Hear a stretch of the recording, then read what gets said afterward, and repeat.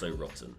Actor Steinunn Olina is a familiar face in her native Iceland, as was her late husband Stefán Karl Stefánsson, who entertained a generation of kids around the world as Robbie Rotten in popular children's TV show LazyTown.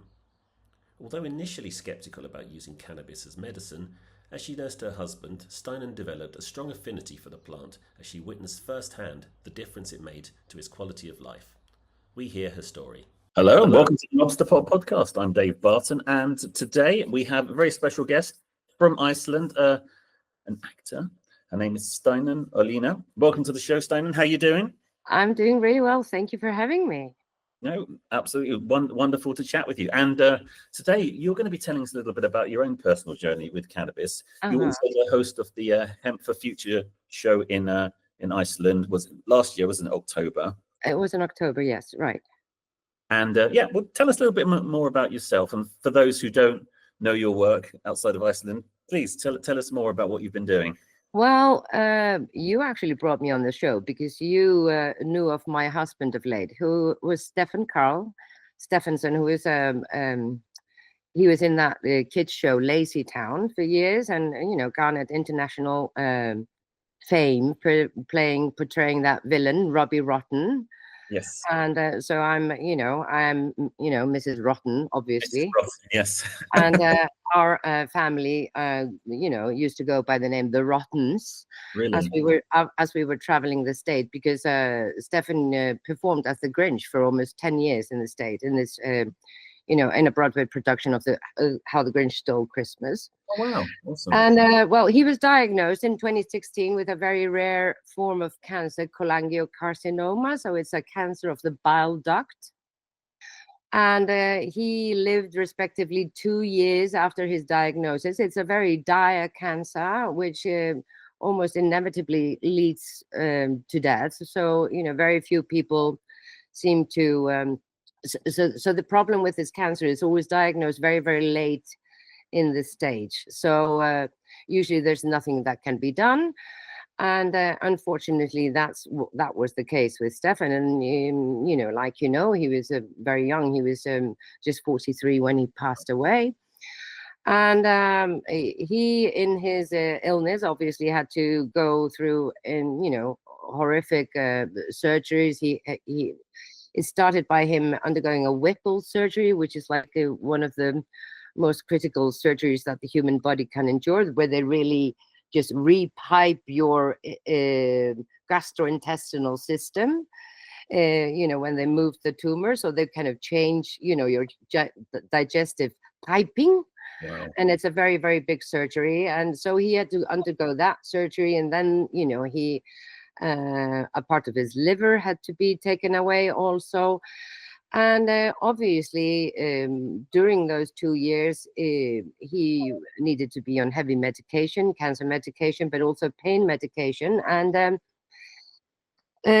as it became known to the general public in Iceland that he was ill, because Stefan was he wanted to be very frank about what was going on.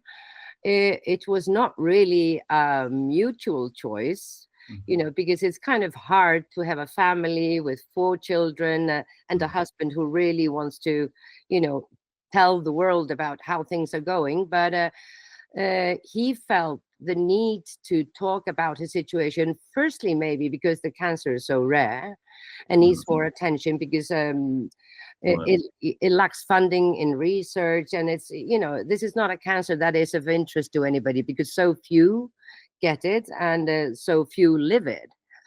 So that's why he wanted to be really open about it. And as this became public knowledge here and afar, weed growers in Iceland started knocking on our doors and bringing us weed, RSO oils, and several methods of using cannabis.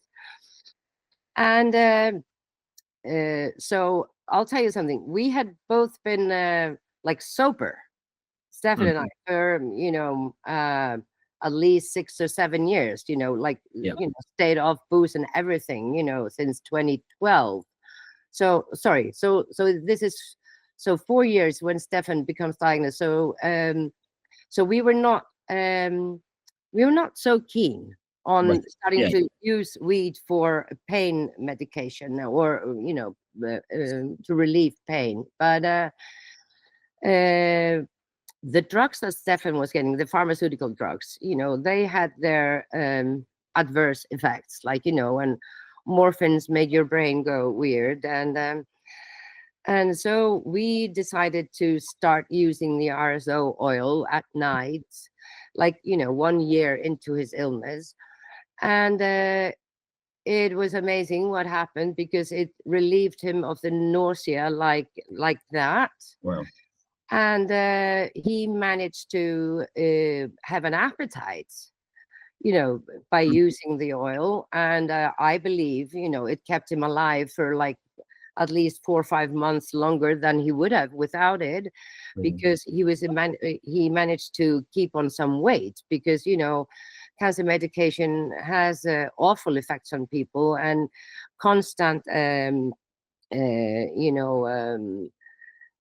discomfort in that area, and when you can't feed, and when food is not giving you any joy, I mean, so much is taken away from you. So him having the RSO oil at night, eating a liter of ice cream, and having giggly evenings, it was really a blessing for us. Yeah, no, absolutely. No, thank you for sharing that. I mean, again, can't imagine to kind of start to begin to understand the magnitude of all of this, but again, comforted very much by the idea that there was something that kind of gave him the opportunity to deal with it on his own terms, if you like. Yes, exactly. And we talked to his doctors about this. We obviously asked, because we were a bit, scared.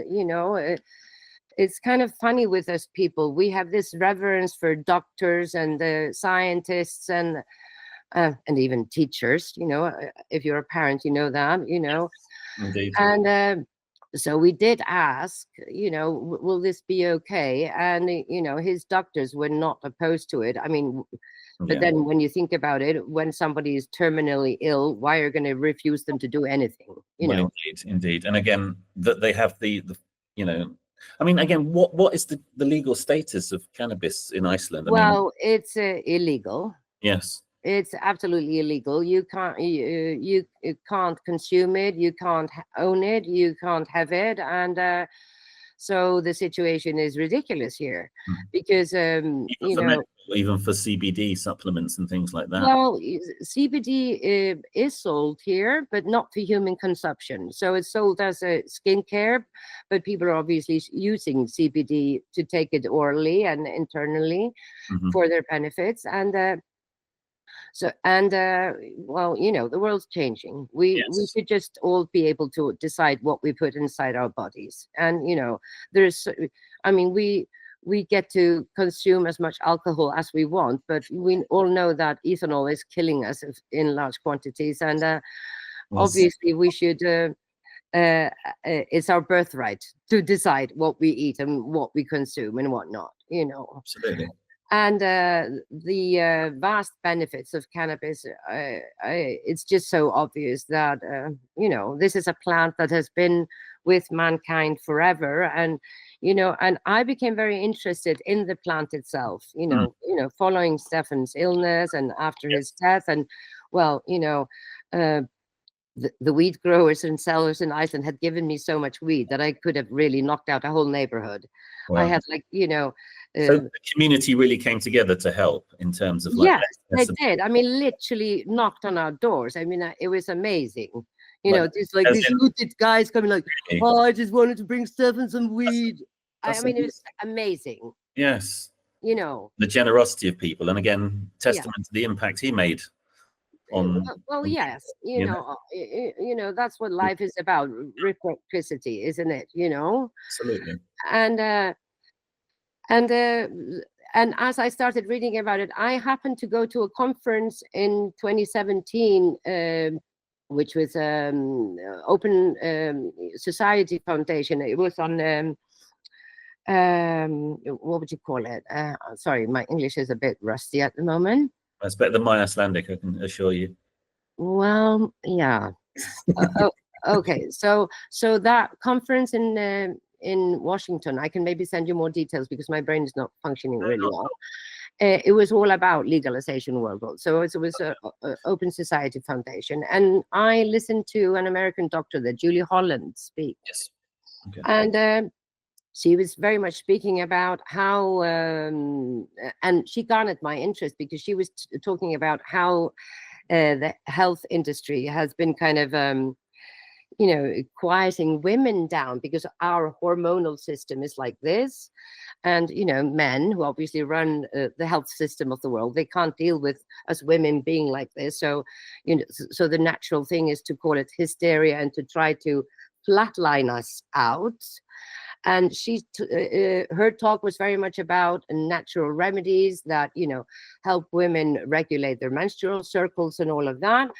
Mm-hmm. And I am now 55. In 2017, how old was I? And I was still menstruating, and I had been suffering endometriosis since a young woman, and had terrible pains. And she was talking about how weed can help women that suffer that, and I was a bit scared because I'm an alcoholic, and I gave up drinking in 2012, and I went into rehab and decided to, which actually is like the only sensible thing I've ever done in my life. And so I was kind of reluctant to start using weed myself for pain medication.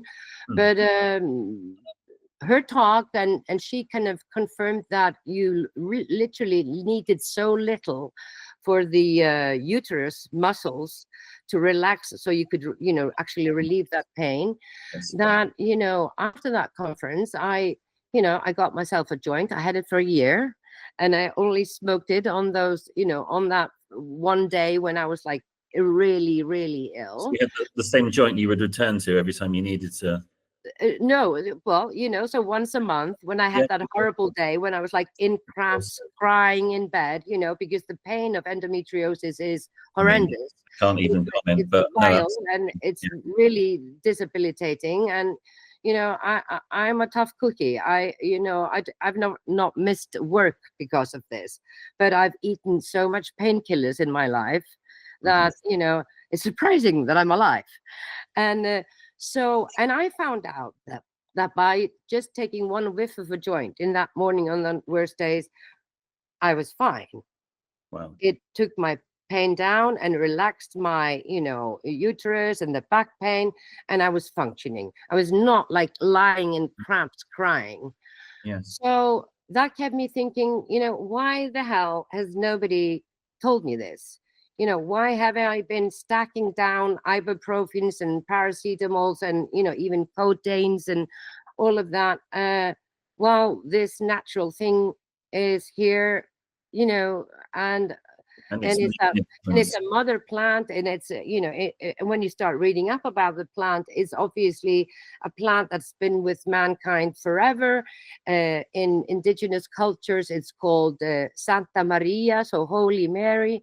It's a plant that really helps the female energies of the world, and it has so much benefits, and on in such various scales that so in the recent years I've been looking more at research that concern women's health and how women can use weed to help them get through those worst days, because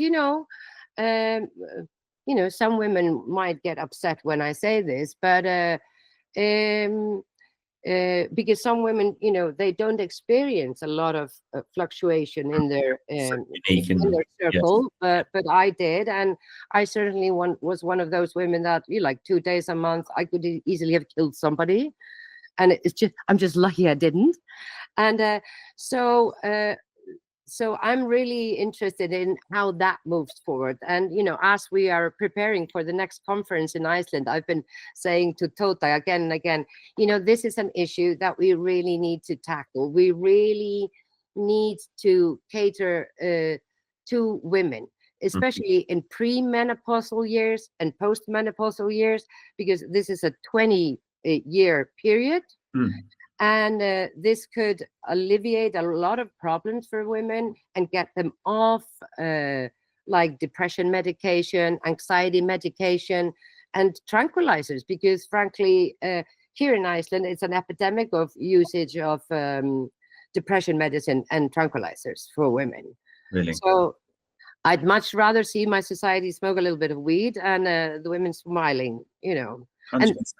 Yeah. 100%. I mean, again, I've heard, I mean, not to discredit anything, but I hear similar stories from so many people. Again, this has been so transformative for so many people, the use of the plant in so many different healthcare conditions. And it's just amazing, like you say, why don't more people know about this? Why isn't that information out there? And I think there's a lack of kind of clinical studies to kind of justify it. And there should be a plant in your kitchen, like mint or chamomile or whatever, and used with care.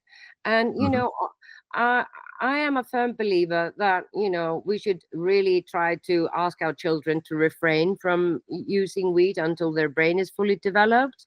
I think that's well, this is why people say adult use instead of recreational, I think, in lots of instances. And but I understand. I mean, it's kind of when and that goes for alcohol too.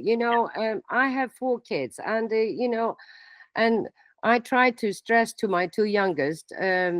So Stefan and I have 4 children, and the 2 youngest are 16 and 17, almost 17 and 18 now. Yeah.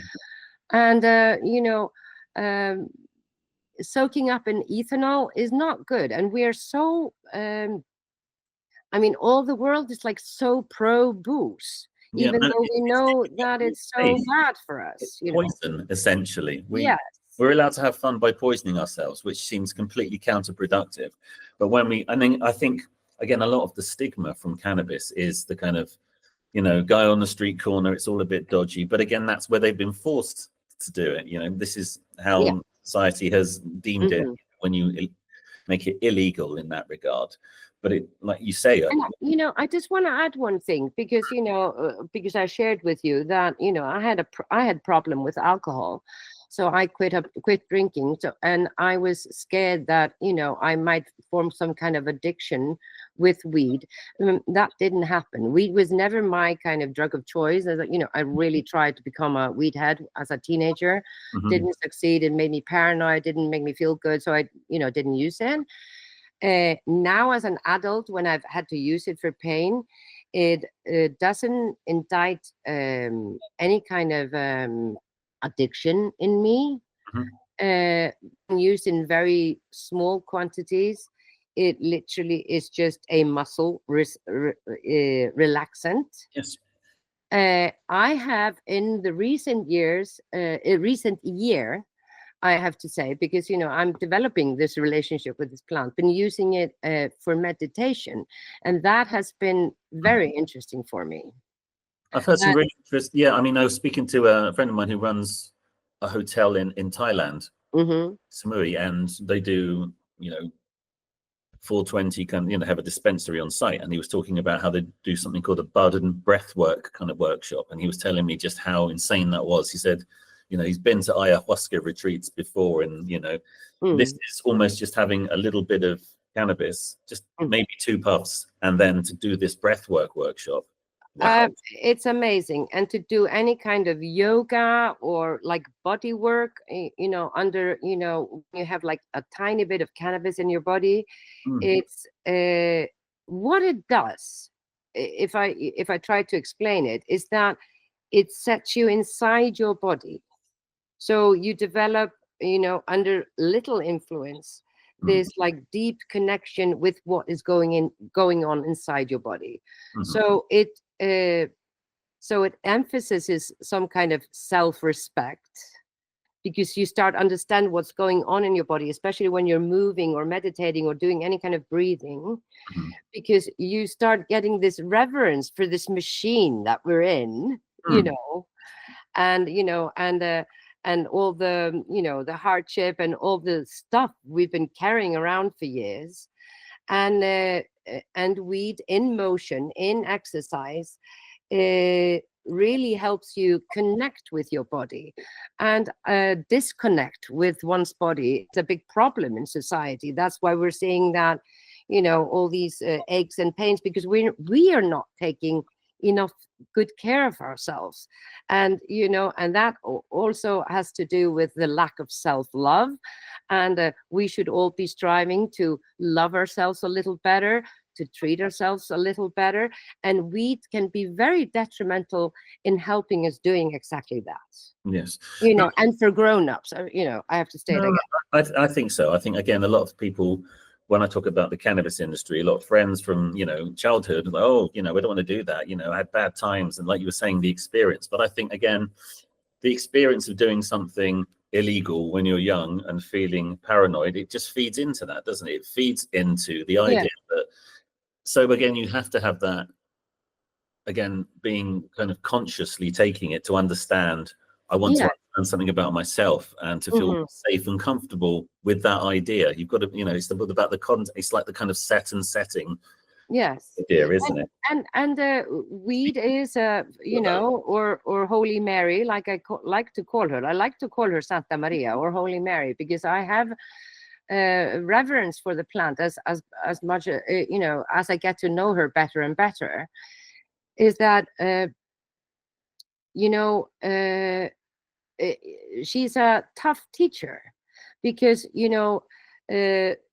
if you use too much, if you take too much, and I see this, with people who are trying out things with weed, she can take over.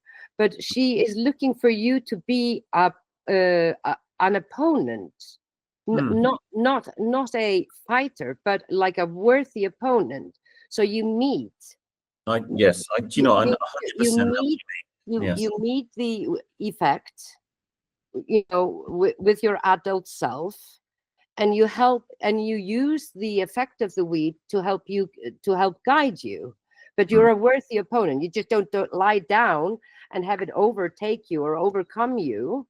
You are there to listen and learn, and she's a very good teacher. If you keep that balance, you don't refrain to just falling asleep and listening to music and eating, but actually going into learning the lessons that she is willing to teach you, because she's willing to take you on an internal journey and do discoveries in yourself. Well, this is it. This is some of the best and kind of most challenging conversations I've had with myself have been, after consuming. And again, it's like, okay, are we ready for this? You've got to be, this is how I feel sometimes. And, do you use weed for meditation? I don't meditate kind of actively, but again, I like to have my quiet time. And again, I guess it's a form of meditation right at the end of the day when everybody else. Meditation, feels like that's the time. People get so funny when you say meditation, because they think you have to sit on a proper yoga mat and, Yeah, again. Meditating is literally just taking moments for yourself and, realizing that your thoughts are just like birds that fly past you. And absolutely. And, again, it's that kind of feeling like, I need to address something, or, again, it just kind of, even if you're trying to sort of push something down, it's like, you need to deal with this right now. So let's do it right now, even, and it is to, again, this is the whole thing about people saying, oh, I got stoned and I got paranoid. Okay. There's a problem here that you're not addressing. What are you, lean into it. Yeah. Figure out what it is and try and have honest discussions with yourself. So no, I'm very much of the belief that, from a mental health perspective, it can be a very powerful and positive experience, even if it doesn't always feel like it in the moment. Yes. And well, going back to Stefan, we were quite open about him using cannabis in his illness, and obviously, like I told you, his doctors knew about it. And the general public didn't seem to have a problem with it either. And so, it was like the big elephant in the room. Here's this actor, quite famous actor, using weed, and nobody's doing anything about it. And so that was a good thing. We kept it open. And I mean, obviously, in Iceland, a lot of cancer patients are using weed for their benefits. For the obvious benefits that I told you, especially, working against nausea, helping people keep up their appetite, but last but not least, also keeping their spirits up, which cannot be undermined, because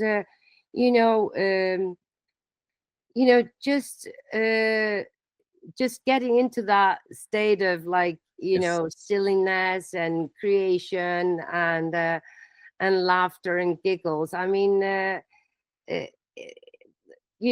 that's what life's about, isn't it?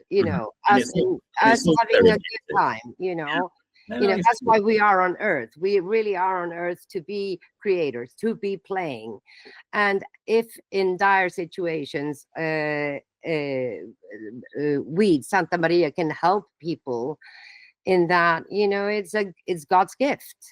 It's God's gift to people. Yeah. And I know of a lot of senior citizens who are using weed in Iceland for their benefit, and it's giving them so much joy. And do you feel because like adult, like the senior drinking in Iceland is a problem. Right. And if you can get your granny off booze and get her on weed, I'm telling you, that's really what you should do, because weed in small quantities can also be very creative enhancing. It releases your brain from the restrictual thinking. It gives you dimension, and for some people, especially people that have dabbled into psychotropic drugs, like or do you call them psychotropic drugs? I'm like mushrooms and LSD and MDMA and all. You call them psychotropic? Psychedelic. Psychedelic drugs. So for people that have used psychedelic drugs, coming back to weed is going to be very interesting, because weed can be a very psychedelic drug also, because it can give you an opportunity to view things and look at things from a very, very different angles. And so, there's so much to explore, apart from all the, other benefits that we know of, and the CBD and the skin and, the digestive system and all the rest of it, and headaches and, migraines. I know a lot of people that use weed for migraines, and seems to be the only thing that helps them out. And why are we medicating people with drugs that don't help while they can use weed to? And I mean, I know people who suffer clusters, which is like the most horrible disease you can have. Well, at least it's like so debilitating and painful that people don't want to live, and they just want to like smash their head in. And I know a few people that suffer cluster that have started to use weed, and suddenly they are seeing some kind of light. They are seeing that this is actually relieving them, and this is a personal relationship. There's not one mold fits all with weed. It's a component that every individual needs to learn how to use. So it should be an integral part of our education as adults, to learn how to use this. And now we know about the endocannabinoid system, how the receptors in the body are all there, which is an indication that maybe we should have a relationship with the plant. No? Mm-hmm. So, but this is not one shoe fits all. This is not a Cinderella story. You really have to find I think it's trial and error relationship that you have to put some work into. Indeed. You don't, because if you don't want to become a submissive slave to the drug, which nobody wants to. But again, I think there's a difference between use and abuse, isn't there? That's the thing. Yeah. But I was going to ask you, in terms of, so the sort of, do you feel like, perhaps not politically, but maybe socially in Iceland, there's a positive perception of the plant? And I have to ask about the fact you ran for president not too long ago. Yeah. Tell us more about that, and how did that play into your relationship with cannabis at all? No, actually not. And it will be a lengthy conversation to explain it in full, but I'll try. So the political situation in Iceland has been kind of weird for the last decade. We've had a coalition of left, green, and then conservatives. And a lot of, there's been a lot of emphasis on economic growth, but there has been very obvious decline in all public services, so health services, schooling, etc., etc. It's a minuscule picture of what's happening in England, so you know what I'm talking about. Yes, indeed. And a dire housing situation, and the focus of this coalition was very much for the benefit of the rich and for the companies and all of that. And Iceland is in a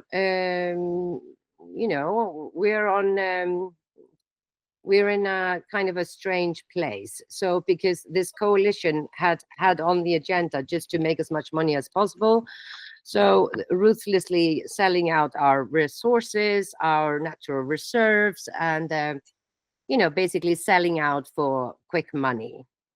And I had, I've been a political commentator for 20 years. I run a online publication for 8 years. And so along with acting, I've been an editor and journalist also. Awesome. Well, I wouldn't call myself a journalist because, I'm not educated as a journalist, but I worked as a journalist. And so I am very concerned about the fact that foreign companies are buying up a lot of stuff here in Iceland. I really want us to keep our independence when it comes to energy. And when these presidential elections, running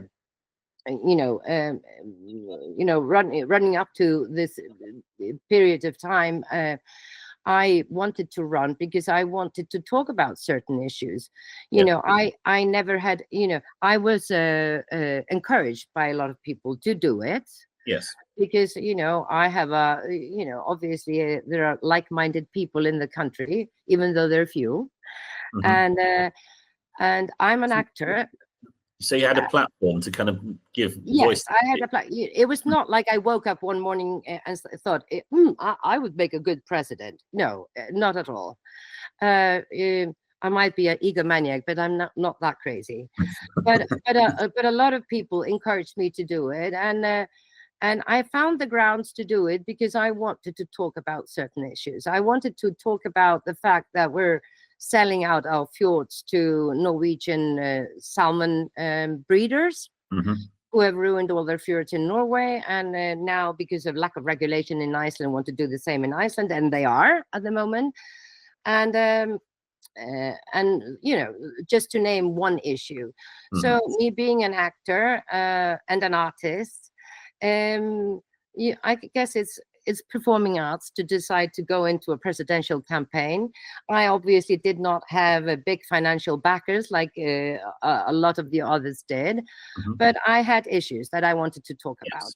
And I knew that I would never become president, and I'm very grateful that that's never going to be the case.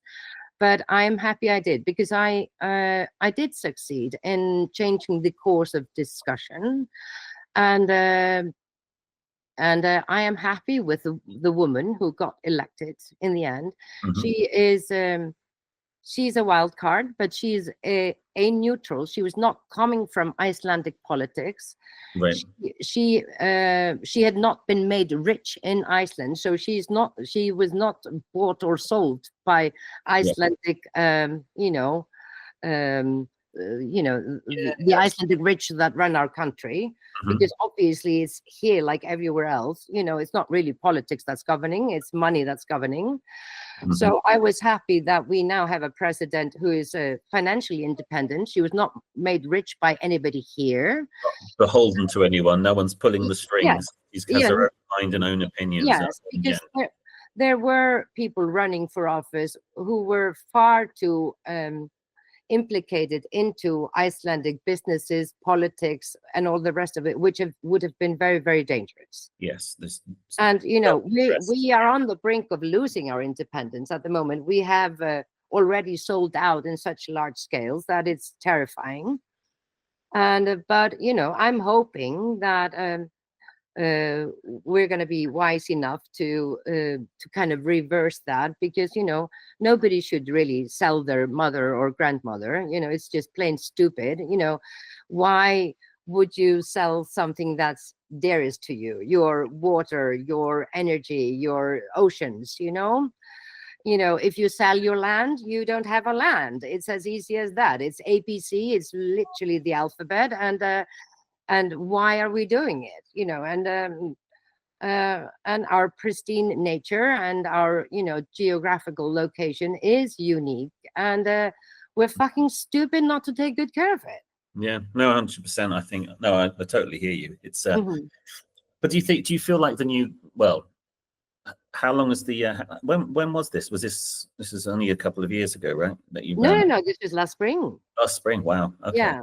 So do you feel like there's an opportunity again, just to turn it back to cannabis, for a kind of rigorous, kind of impartial review of how things, of the law around cannabis? Is that kind of happening? I think the whole world is moving in that direction, but we're also fighting the fact that capitalism wants to take over the weed business also. Yes. And the people of indigenous cultures worldwide, they're very concerned about that aspect. Everybody wants to be a weed grower, and make money and do all these products and stuff. But the fact is that we have to take these things home. Yeah. And we have to learn to. So it's but we're so consumer and economically driven world at the moment that that our value system is all fucked up. Yes. But obviously there is an opening now for people are more accepting of this, and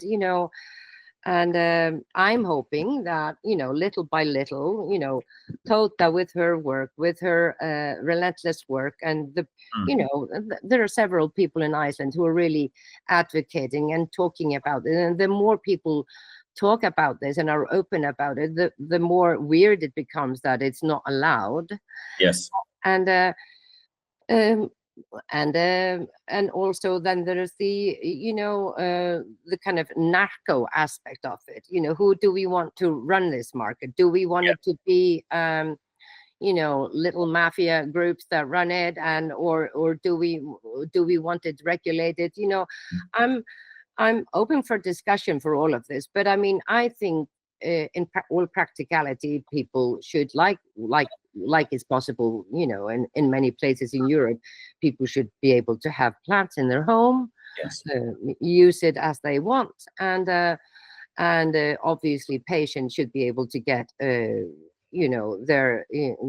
cannabinoid products, through their doctor. That should be easy, obviously. Yeah, but that's still not happening. It's still very much underground. I mean, again, we have a new government and a new health minister. Yeah. I don't know how she feels about this. I really do not know, and but that's going to be our task now, to talk to her and talk to her people, and also gather more stories and get them out into the public, just so because you have to normalize things.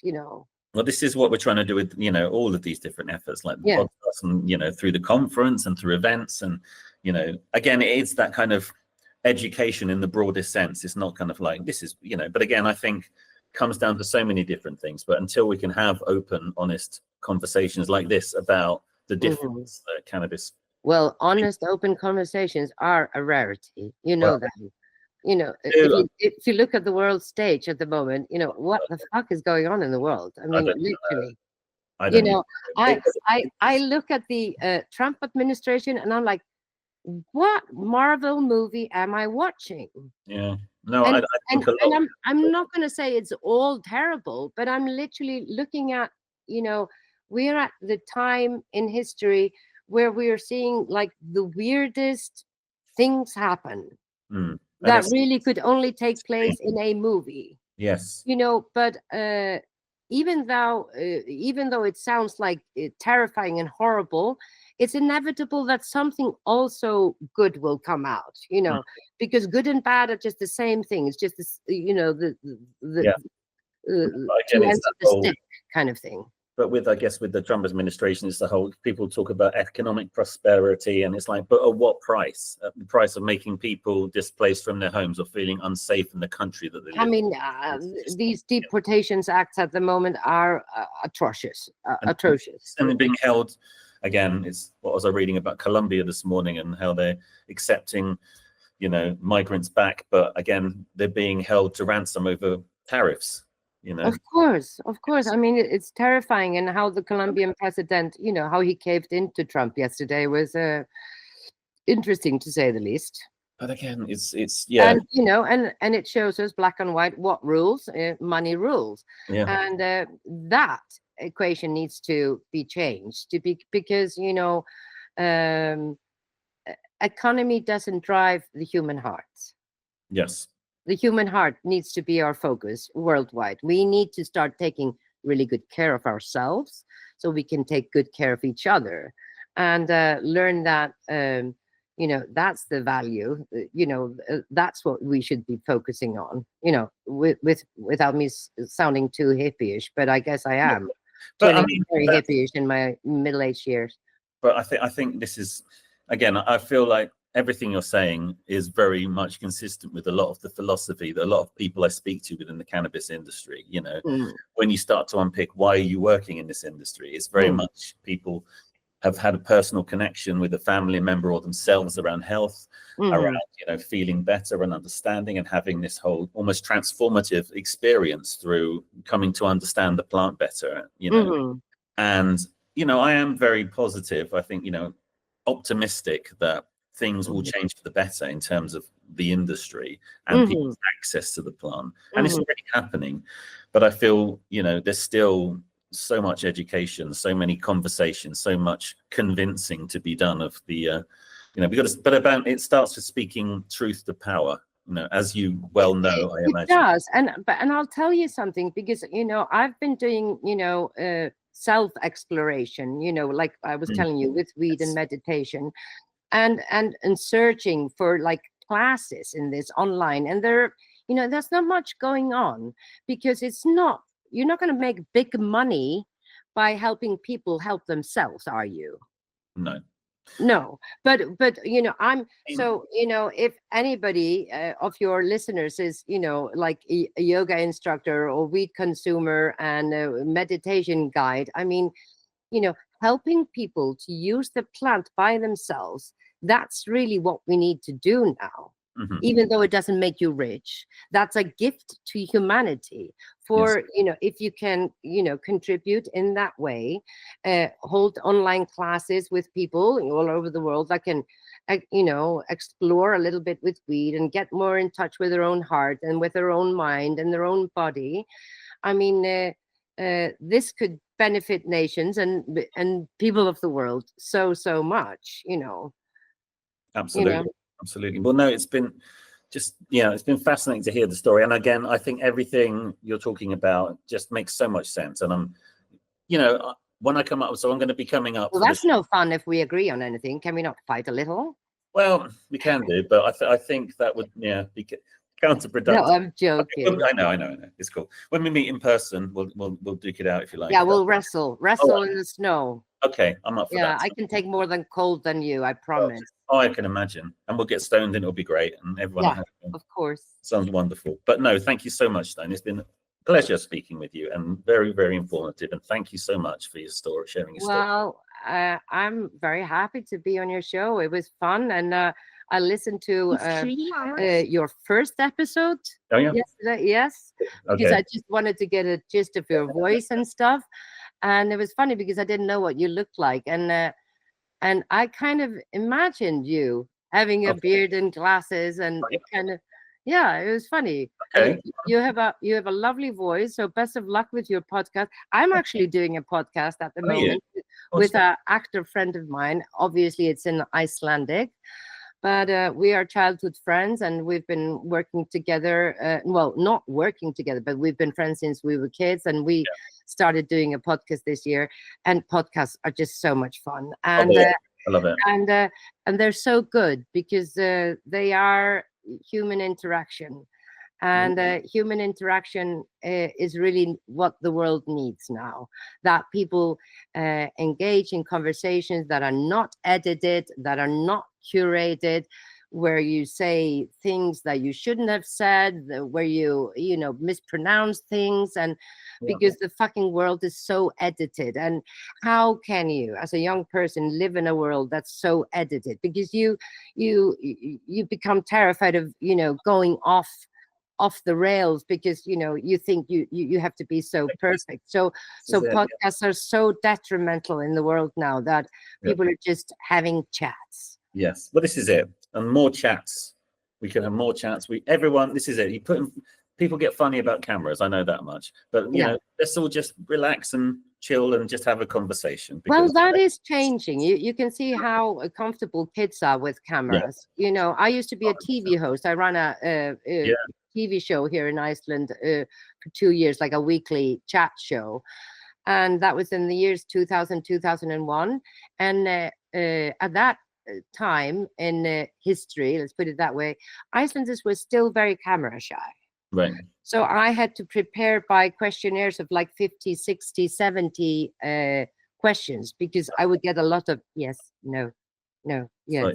Right. That has changed a lot, because people are, understanding that the camera is nothing. And, literally, if you look at it, we are, how has TV evolved? We are now watching more and more reality TV. Yep. We're just watching us being us. I know, right? It's hilarious. It's interesting, but it's all good. But no, thank you. Thanks once again. And look forward to meeting you in October for the show. Yeah, please. Let's have fun. Thank you for having me. Thank you. Alrighty, we'll speak soon. All the best. Cheers. Yeah, bye.